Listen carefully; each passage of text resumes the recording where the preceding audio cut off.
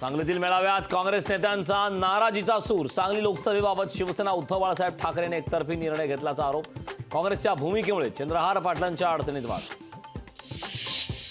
एका षडयंत्रात नाना फसला पण आता फसणार नाही। चक्रव्यूहातून कसं बाहेर पडायचं मला माहिती आहे, नाना पटोलेंचं विधान।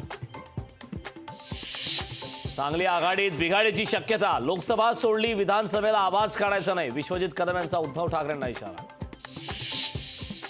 आमच्या पहिलवानाशी लढत द्यायला त्यांचा उमेदवार कमी पडत आहे, त्यामुळे भाजपने दुसरा उमेदवार लिफाफा घेऊन पाठवलाय।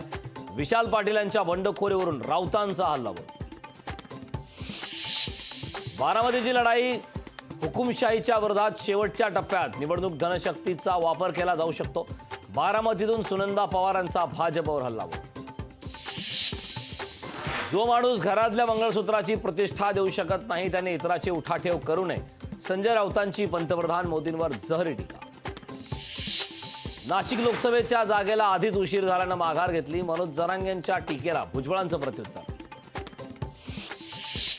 रक्षा खडसेंकडून उमेदवारी अर्ज दाखल। स्मिता वाघ यांनीही भरला उमेदवारी अर्ज।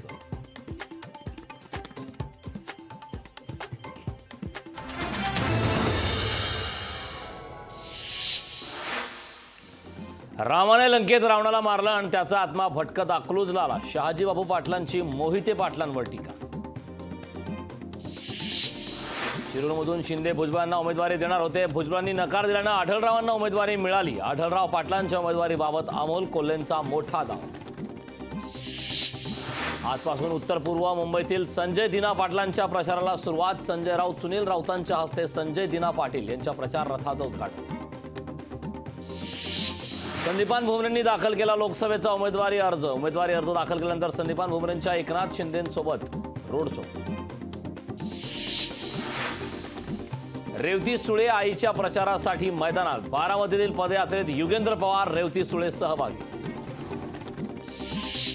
मुरलीधर मोहोळांच्या पदयात्रेला सुरुवात। चंद्रकांत पाटील रुपाली चाकणकर मेधा कुलकर्णी पदयात्रेत सहभागी।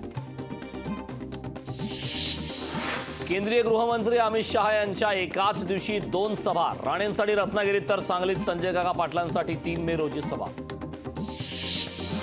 पंकजा मुंडेंकडे 10,58,00,000ची मालमत्ता। 5 वर्षात मालमत्तेत 1 कोटी वाढ। मालमत्ता विवरण पत्रातून उघड। मुख्यमंत्र्यांना काळे झेंडे दाखवलेल्या स्वाभिमानीच्या कार्यकर्त्यांना नोटीस। धमकी शिवीगाळ केल्याच्या आरोपामुळे नोटीस जारी।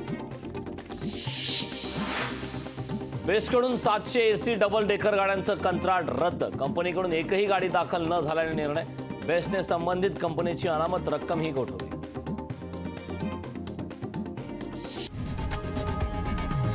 लोकशाही मराठी ऐका, पहा, जागरूक रहा।